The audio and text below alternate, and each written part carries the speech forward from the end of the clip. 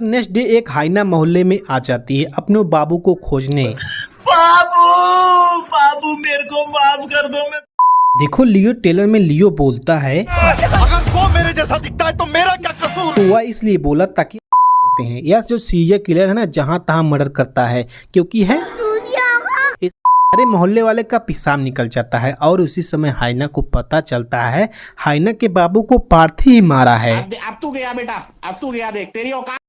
अभी बढ़ता है और अगले सीन में हमें दिखाया जाता है कि एक बंदा फोन लेकर है एंथोनी के ऊपर जब अटैक कर देता है। एंथोनी तो बच जाता है लेकिन यह टोटल हिस्ट्री ऑफ वायलेंस से रोलेस की तरह मिलता है, इसलिए लोग देखो लियो टेलर में लियो बोलता है अगर वो मेरे जैसा दिखता है तो मेरा क्या कसूर। तो वह इसलिए बोला ताकि अपनी पत्नी को अपने बैडास्ट पास्ट के बारे में ना पता चलने दे क्योंकि वह पास्ट में काफी बुरा कांड कर चुका है। वह पैसे लेकर मर्डर करता था पास्ट में, पर एक दिन उस पर गोली चल जाती है उसके अपने ही द्वारा। अपने बोले तो हलोर दास और एंथोनी दास, उसके कारण वह बच जाता है और बचने के बाद उसको पछतावा होता है कि मैंने कितना गलत काम किया। उसके बाद कश्मीर की वादियों में चला जाता है और वहाँ पर मजा करता है। खैर भाई लोग ट्रेलर में ढेर सारे हिंट्स है, ढेर सारे ब्रेकडाउन किया जा सकता है। देखो शुरुआत में एक सीरियल किलर के बारे में बताते हैं, अभी तो राक्षस लग रहा है। खैर आगे बढ़ते हैं। यह जो सीरियल किलर है ना जहाँ तहाँ मर्डर करता है क्योंकि है इसलिए। खैर एक दिन पार्थी की कॉफी शॉप में यहाँ पहुंच जाता है कैप्टन मिलर। यह शॉप में जाता है और एक लड़की को छेड़ना शुरू कर देता है। इतिहास गवाह है जब भी लड़की को विलन छेड़ेगा तो हीरो क्या करेगा, हीरो विलन का खैर कुछ मिनट तक पार्थी अपने गुस्से को कंट्रोल करता है क्योंकि वो अपना पास्ट को उजागर नहीं करना चाह रहा होता है। इसके चेहरे पर आप लोग मुस्कान देख सकते हो, गुस्सा भी देख सकते हो, लेकिन जैसे विलन अपने औकात को बाहर कर देता है, अपने औकात को पार कर देता है, तुरंत ही पार्थी गुस्से से निकलता है, जैकेट निकालता है और भाई की दबादब धुनाई कर देता है और उसका दांत तोड़ देता है। ऐसे बुरी तरीके से मारता है कि आप सोच नहीं सकते। यहाँ पर इस विलन का, इस कैप्टन मिलर का, इस किलर का, इस सीरियल किलर का देहांत हो जाता है। खैर नेक्स्ट डे एक हाइना मोहल्ले में आ जाती है अपने बाबू को खोजने। बाबू बाबू मेरे को माफ कर दो, मैं तुम्हारे बिना नहीं रह सकता बाबू। और बाबू के खोजबीन में जैसे निकलती है सारे मोहल्ले वाले का पेशाब निकल जाता है और उसी समय हाइना को पता चलता है हाइना के बाबू को पार्थी ही मारा है। अब तू गया बेटा, अब तू गया, देख तेरी औकात मैं दिखाता हूँ तुझे। फिर क्या हाइना अटैक कर देती है। चारों तरफ सभी मानो मस्त बैठकर सर्कस का मजे ले रहे हैं। अब पार्थी मारा जाएगा, अब पार्थी मारा जाएगा, लेकिन तभी एक पुलिस वाला भाई देख रहा होता है। वह जाता है घर के अंदर से एक बंदूक लेकर आता है जो कि होता है बेहोश करने वाला, उसको लाता है और हाइना पर मार देता है, लेकिन हाइना पर लगता नहीं और हाइना बोलती है।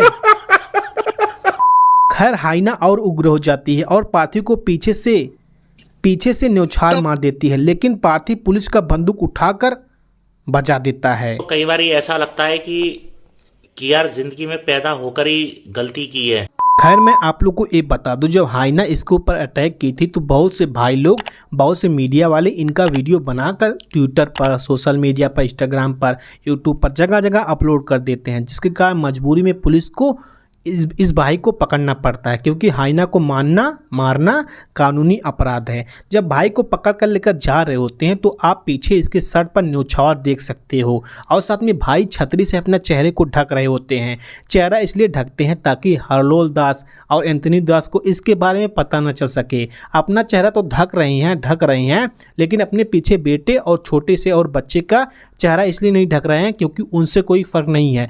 फ़र्क इससे पता चल जाएगा, अगर इनका चेहरा पता चल जाएगा तो एंथोनी दास और हरोल दास उग्र हो जाएंगी। खैर आगे तभी बढ़ता है और अगले सीन में हमें दिखाया जाता है कि एक बंदा फ़ोन लेकर अपने हरोल दास के आगे बढ़ता है और हरोल दास दबा कर खून मर्डर का हाथ काट रहा होता है। अब हम आगे कुछ आपको बताने वाले हैं, लेकिन उससे पहले इस सीन को आप लोग देख लो। हमें जिस सच की तलाश है वो हमें सिर्फ लियो बता सकता है। खैर यहाँ पर पार्थी बोलता है मेरे शक्ल का यहाँ पर कोई और घूम रहा है, कोई मर्डर सडर कर रहा है तो मैं क्या करूँ। खैर तुरंत अगले सीन में हमें संजय दत्त को दिखाया जाता है, जहाँ पर संजय दत्त बोलता है कि वह दुनिया से झूठ बोल सकता है, सबसे झूठ बोल सकता है, लेकिन मुझसे नहीं, क्योंकि बात कुछ ऐसी है जो एंथोनी दास है अपने लियो का भाई है। जी हाँ, लियो का भाई है। खैर अगले सीन में कुछ ऐसा होता है, जो अपना एंथोनी दास होता है वो प्रोग्राम बनाता है कि हम लियो के घर पर जाएंगे और उसको तो मार नहीं पाएंगे, उसके हम बच्चे को उठा लेंगे। और यहाँ पर आप सीन देख सकते हो, जान को खतरा है। यहाँ पर आपने चॉकलेट दीवार पर देखा लिखा हुआ ना, दरअसल बात कुछ ऐसी है, पीछे एक लौंडा है अपने एंथोनी का जो बच्चे को उठाकर लेकर जा रहा होता है।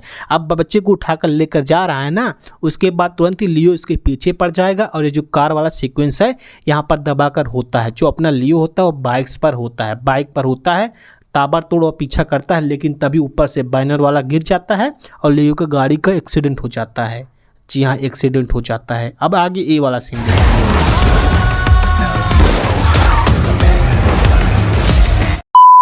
खैर अगले दिन लियो प्लान बनाता है और जाता है एंथोनी के ऊपर अटैक कर देता है। एंथोनी के ऊपर जब अटैक कर देता है एंथोनी तो बच जाता है, लेकिन साथ में एंथोनी के कुछ खास हरोल्ड डच के कुछ खास बंदे मारे जाते हैं और अपना जो लियो होता है अपने बच्चे को घर लेकर चला जाता है। लेकिन जो एंथोनी दास के कुछ बच्चे मतलब जो लगाव वाले मरे थे उनका दुख आप लोग देख सकते हो, जहाँ पर हरोल्ड दास के चेहरे पर यहाँ पर आप लोग क्या बोलते हैं दुख देख सकते हो। खैर अगले सीन में कुछ ऐसा होता है, जो अपना एंथोनी दास और हरोल्ड दास है ये पहुंच जाते हैं कश्मीर में, और कश्मीर में पहुंच जाते हैं, अपने पहुंचते हैं, लेकिन अपने अटैक नहीं करते बल्कि अपने कुछ लौंडों के द्वारा अटैक करवाते हैं। जहां का ये सीन है, इसको देखो थोड़ा सा। अब से हमारी नई नॉर्मल जिंदगी यही है ना।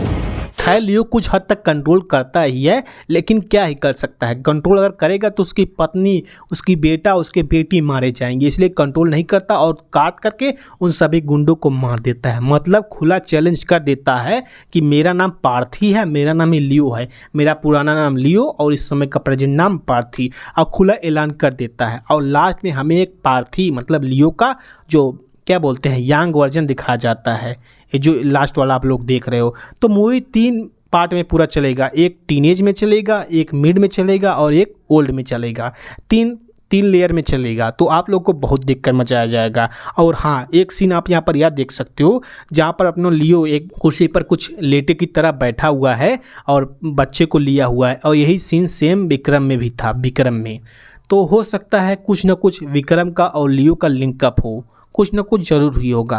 वैसे आप लोगों को बताओ, आप लोगों ने कुछ इस पॉइंट को हिंट किया, और बहुत से लोग इस जो विलन है जो क्या बोलते हैं सीरियल किलर है, इसको बोल रहे हैं कि यही बड़ा होकर रोलेक्स बनेगा। नहीं भाई, इसको तो लियो ने मार दिया है, या रोलेक्स नहीं होगा, इसलिए लोग बोल रहे हैं क्योंकि इसका जो आँख है कुछ लियो अथवा रोलेक्स की तरह मिलता है, इसलिए लोग बोल रहे हैं। लेकिन ना भाई, ऐसा नहीं होने वाला है। तो बात कुछ ऐसी है, जो यह मूवी है या टोटल हिस्ट्री ऑफ वायलेंस से इंस्पायर्ड रीमेक कॉपी जो भी बोलो उसी से एकदम सेम टू सेम है, इसलिए मैं सब आपको बता दिया। बाकी आप लोग को ये बता दूं, जो इसके प्रोड्यूसर हैं एस ललित कुमार, उन्होंने बोला है कि एलसीयू से कनेक्शन है, लेकिन आपको मूवी को देखने के बाद पता चलेगा। यहाँ पर आप लोग को ट्रेलर में कुछ नहीं पता चलेगा, थोड़ा भी हिंट आपको देखने को नहीं मिलेगा। अगर आपने लियो का क्या बोलते हैं जो वहाँ पर ग्लिम्पेज देखा होगा शुरू में, जो वहाँ पर आप लोग को क्या बोलते हैं जो बोरी रहता है उस पर अपने बिच्छू का स्टिकर छपा रहता है, लेकिन यहाँ पर ट्रेलर में कहीं पर भी आपको बिच्छू का स्टिकर कहीं पर देखने को नहीं मिलता। बेकार है भैया, मैं तो टूट गया मैं तो। अब तो दोस्तों हमारे इंडियन लोग जो है ना, खत्म हो गया यार मैं तो।